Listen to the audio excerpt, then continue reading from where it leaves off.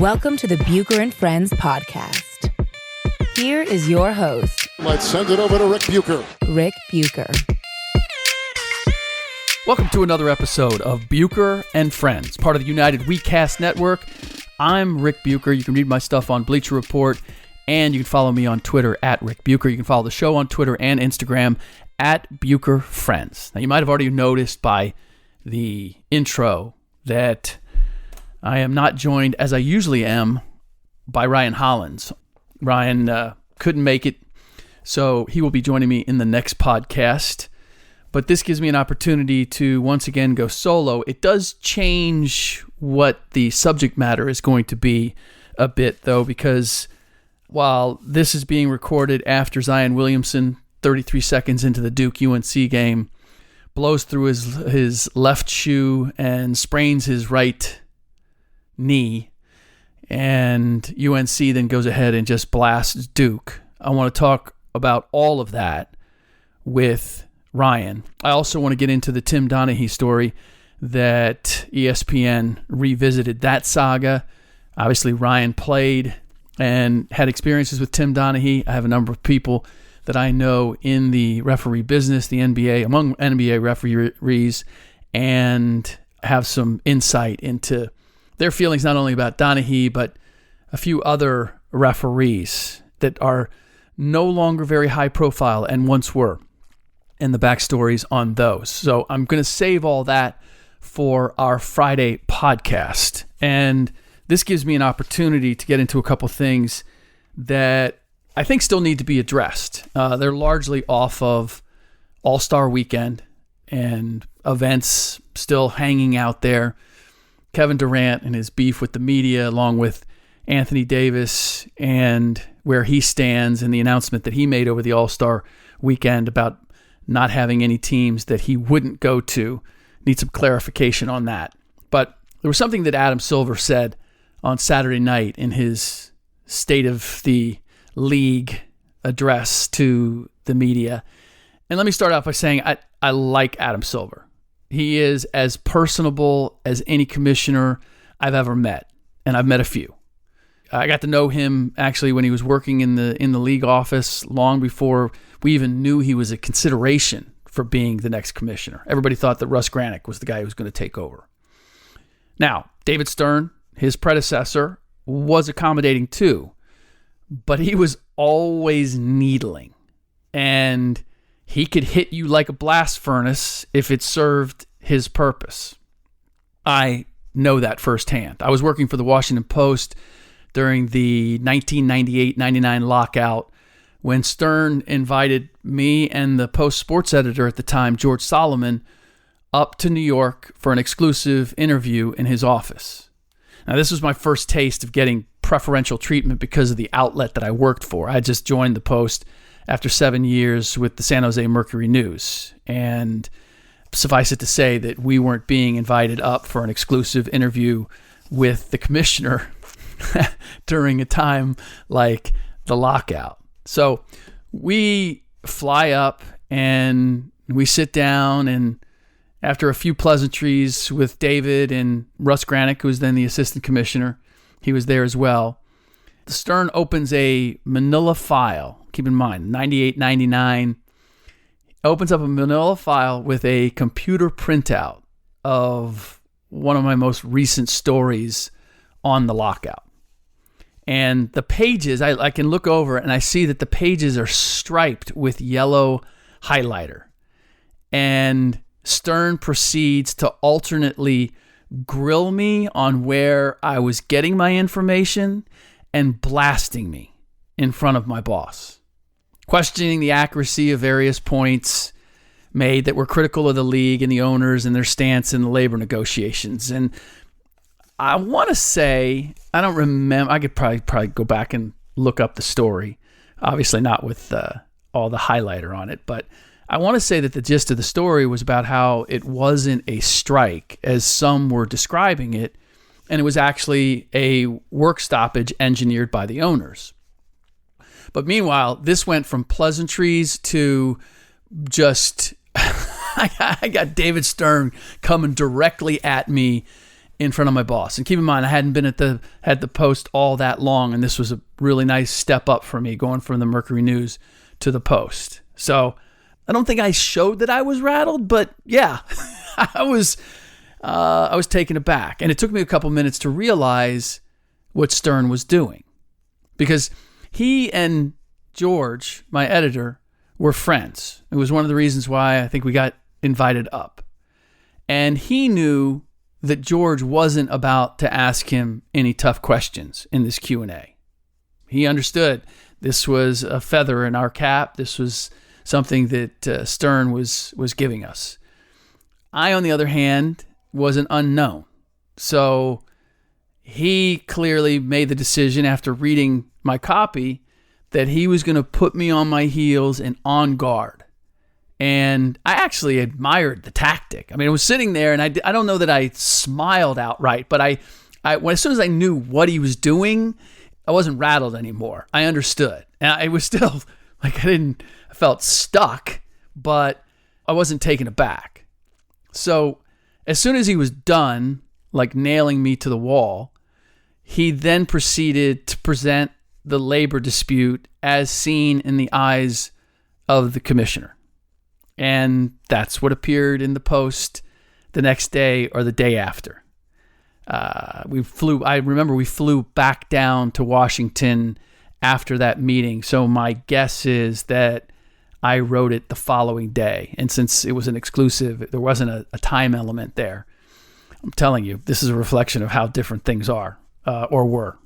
Anyway, even in more casual settings, David always seemed to be looking to like hit you with a zinger.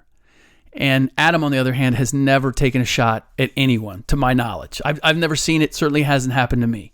He is the ultimate consensus builder, the guy who is seemingly on good terms with everybody.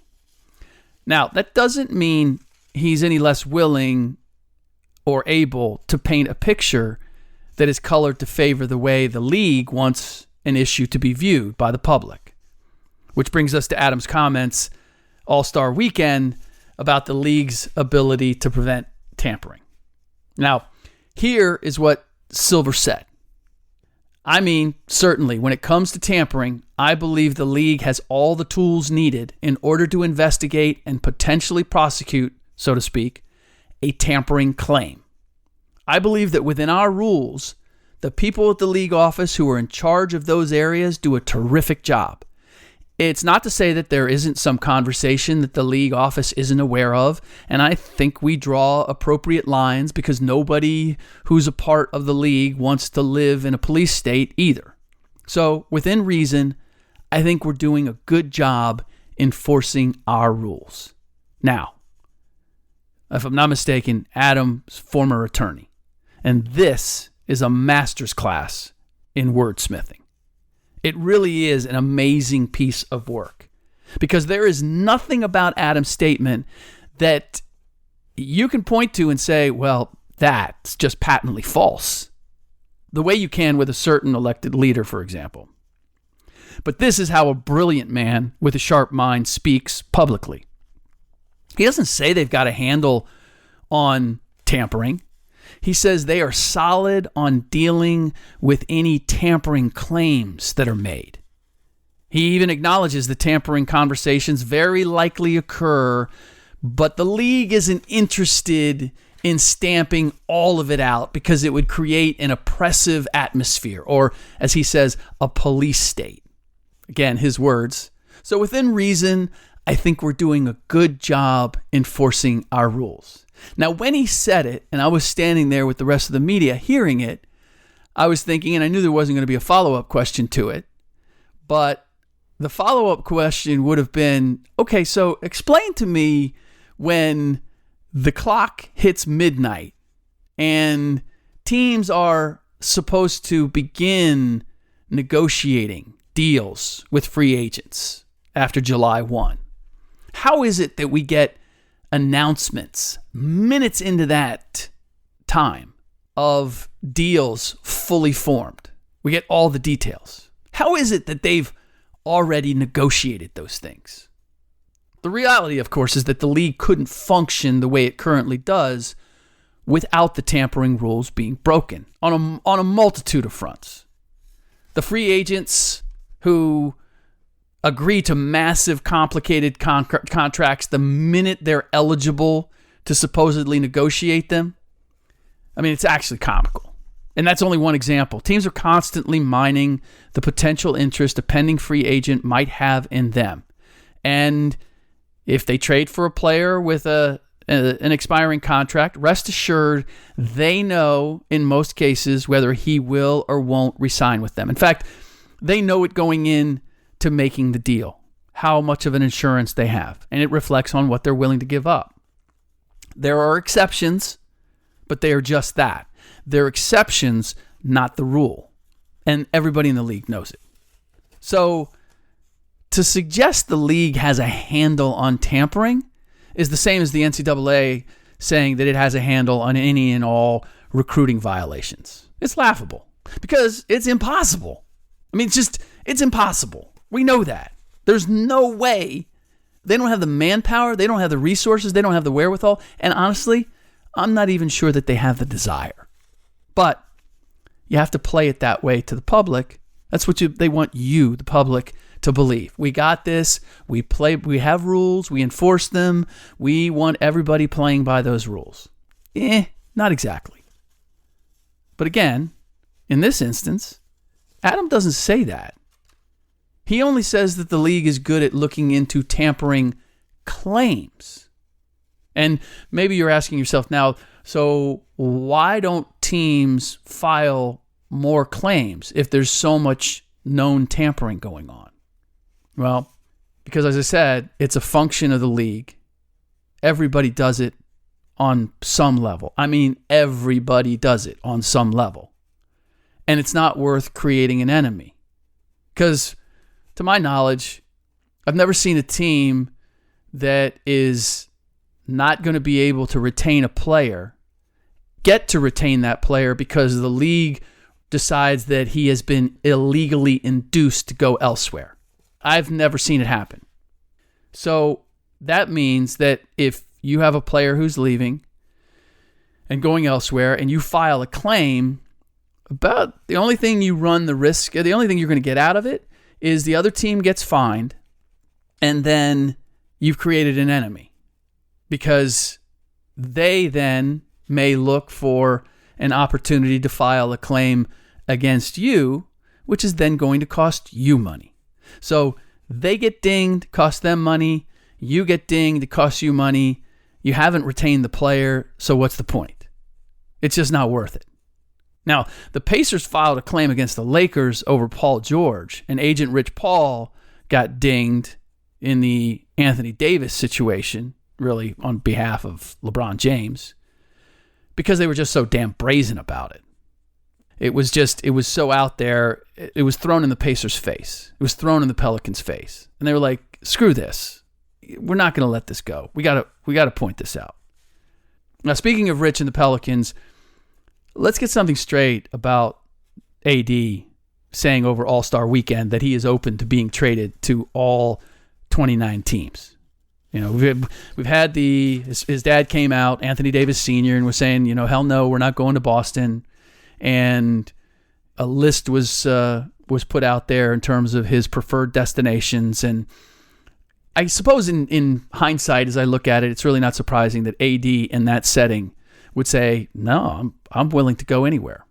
And I noticed that some people, I'm not going to call them out, some people that I generally respect, jumped on that and said, see, you didn't know what you were talking. And anybody who said that AD wasn't going to go to Boston or whatever, he's a grown man and he'll make his own decisions. Yeah, not exactly. That's reading way too deep into what AD said, and it's giving him a little more credit for standing on his own 2 feet in a way that, quite honestly, I haven't seen him. Basically, first of all, if that's really true, that he's willing to go to any of the 29 other teams, then I'm wondering what are his reasons for wanting out of New Orleans as soon as possible in the first place?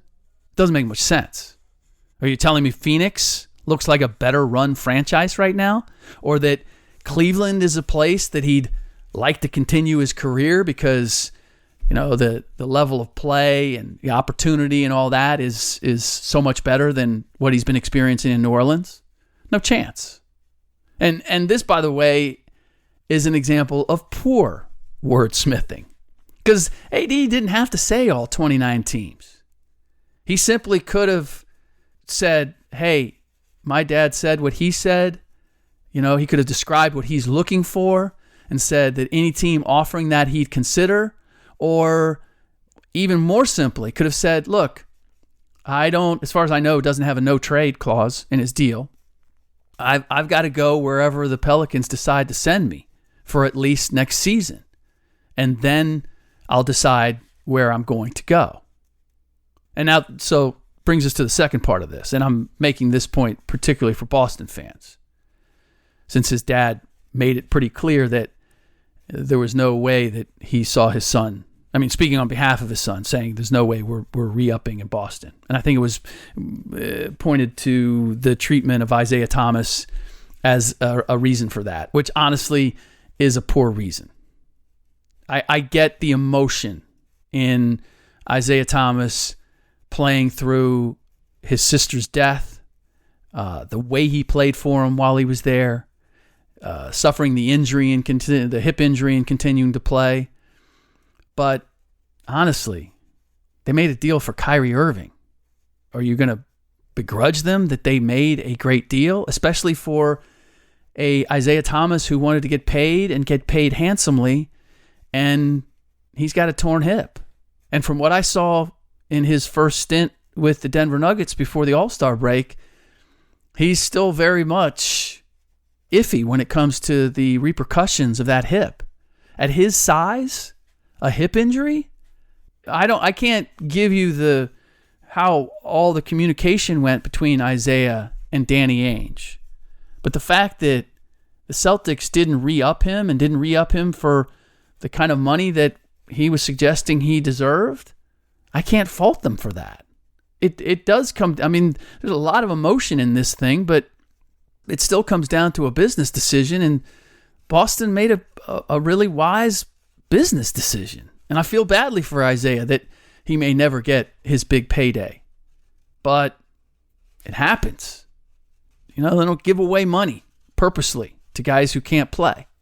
And I'll be interested to see. I mean, he scored some points, he made some moves, but defensively he was wheeling, like he was coasting and drifting in the first stint that I saw with Denver. Did not fill me full of hope that he's going to come back and be anywhere close to what he was previously, prior to the injury. So getting back to the Celtics and AD, his saying that he'd go to any 29 teams, including the Celtics, is in no way saying that he will resign there.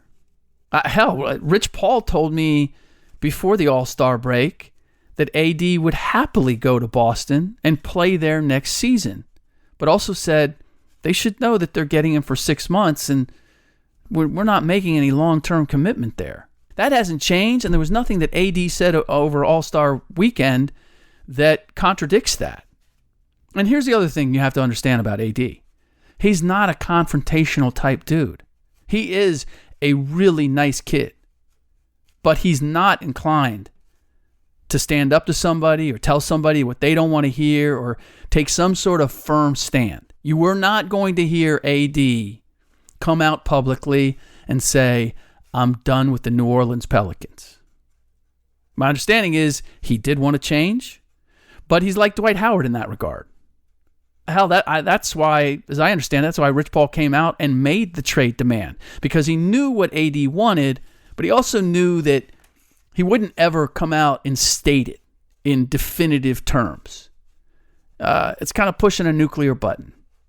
And if that button wasn't pushed, then the Pelicans would think that they could convince him to stay and wouldn't feel compelled to try to move him. It's just like the Magic, once upon a time, persuaded Dwight to opt into another year and give them control of the situation, even though he also was committed to going elsewhere and ultimately did. All he did was he had a moment of weakness and he handed the keys to the car back to the Magic, and then they had more control over the situation. So understand this.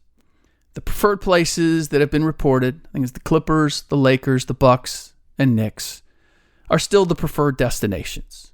He winds up in one of those places, then there's a better chance that he is going to sign a long-term extension. And know that, whatever Adam says about tampering, that whoever does make the deal for him will know where they stand very clearly on their ability to re-sign him. I would also throw in there, while the Clippers might be on his list, from what I've heard, there are people within the Clippers organization that don't necessarily favor him or think that he's worth that. So keep that in mind. All right. One last item, and this involves Kevin Durant and his beef with the media in general, and Ethan Sherwood-Strauss in particular. And by the way, being there at All-Star Weekend, it was interesting, his winning MVP of the game and winning it over Steph. Steph Curry tried to make a run at it, and there were a couple other guys that I think at one point Team Giannis was clearly looking to win it for Giannis Antetokounmpo. But KD ended up getting it done and getting it. And the crowd applauded politely, but it wasn't overwhelming. And maybe that's understandable. Probably in their heart of hearts, they were hoping that the hometown kid, Steph, was going to get it. And when he didn't, that took a little bit of the air out of the room. But it's just interesting that the response to KD winning, it wasn't overwhelming. I don't know how much of that is a result of his beef with the media, but look, let's make something clear. He's not upset that people are writing about him potentially playing somewhere else next season. Because I've seen this pointed out. Look, you've made no commitment to the Warriors. There's going to be speculation. There are other teams that are interested. You're being kind of naive. You don't think that the media is going to write and ask questions about that. Of course we are. It's what makes the league as popular as it is right now. And Adam Silver, quite honestly, doesn't have a problem with that. That was one of the other things he said that I took issue with, that the attention that the league has received as a result of trade demands by stars is not attention that they really want.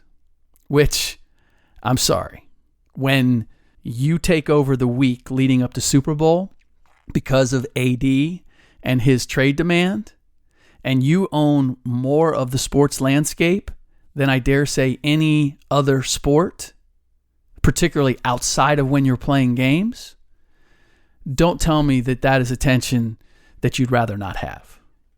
That attention, there is no such thing, as they say, as bad publicity. And then in this case, it fires the imagination of fans. I've said it before. The NBA sells hope like no other league.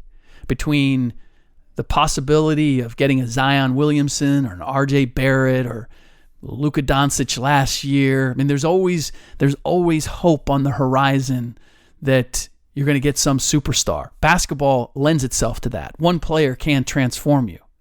And then you add on the liberty that superstar players are now demonstrating, their willingness to go someplace else, to exercise their freedom even at the cost of money, allows. It's not a matter of, I think, every fan believing that those stars are going to come to their team, but fans, in my mind, in today's sports world, are more like fantasy GMs.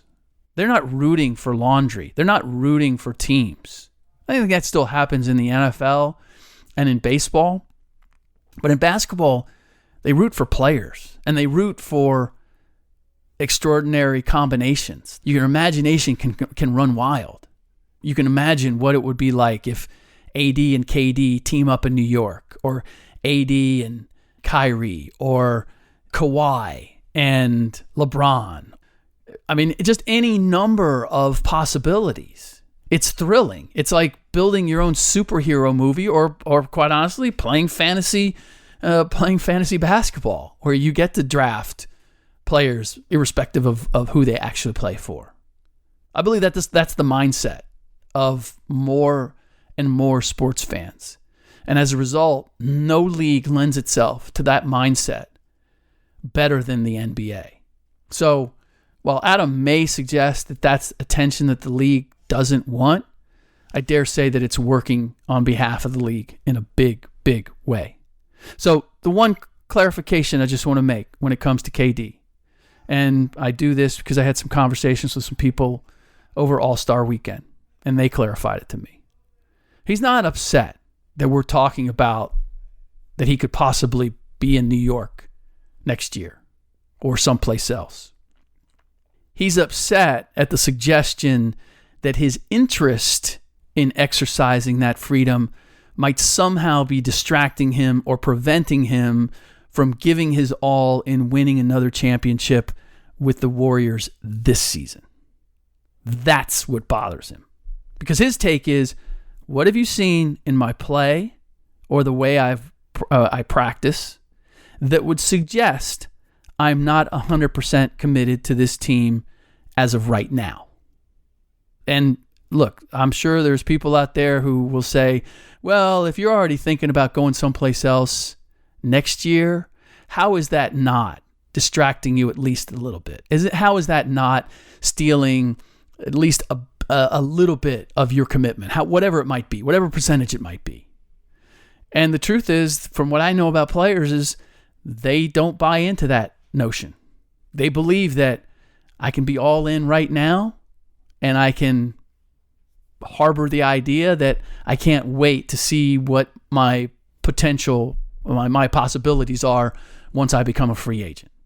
That those are two independent things that are not mutually exclusive. So, and he looks at it and says, I mean, that was the thing with Strauss's story, I'm told, is that what bothered KD is that it suggested that, his teammates question if he's all in, not what he's planning to do next season. I can also tell you that he's expressed some second thoughts about just how hard he blasted both Ethan and the media in his press conference. But as he has demonstrated more than a few times, he's a sensitive dude, he's a thoughtful dude, and that cuts both ways. And it's also what makes covering him such a roller coaster ride, which, quite honestly, I appreciate this KD more than the one in Oklahoma City who never said anything, never rocked the boat, and as a result was more popular, but he was embraced as being someone that I knew he actually wasn't, good or bad. He did have opinions. He did have feelings. He's expressing them now. I'm never going to fault him for that. I'm just not. And if he exercises his freedom, whether it's leaving OKC and going to Golden State or leaving Golden State and going someplace else, I've had more than a few people say to me, well, what is he, crazy? I mean, people that either work in the league, cover the league, whatever. Like, why wouldn't he stay with the Warriors and win more championships? And they even suggest it's a character flaw if he decides that staying with Golden State and winning more championships isn't the be-all and the end-all. I look at it as you got one life to live. You got one run at playing. And if he feels like he has accomplished what he hoped to accomplish, if he's experienced what he hoped to experience with the Warriors, and now, much like going from OKC to the Warriors, he wants to go and experience something else, who's to say that he's not testing himself as a player in another way? I mean, you can't have it both ways. You can't criticize him for joining the Warriors and say, well, he took the easy way to a championship, and then criticize him for leaving the Warriors to go to another team which, if you look across the landscape, is not guaranteed to win championships. Yeah, he may go to another great team. He may go to another loaded team, or he may go to the Knicks and try to build that into a winning team. That somehow that's a character flaw. There's something wrong with him that he would want to do that. I don't understand that. To me, You can't have it both ways. You can't criticize him for going to the Warriors and then criticize him for leaving. And I believe some of the people that I've talked to are ready to say, man, if he leaves the Warriors, he's just not all about winning, are the same people that were suggesting that, well, he took his championships should only count, they should be reduced because he joined a team that was already championship caliber. All right, that does it for this episode of, I guess this became a Bucher and Friendless. Should have been Bucher and Hollins, but Ryan, we just couldn't put it together in time.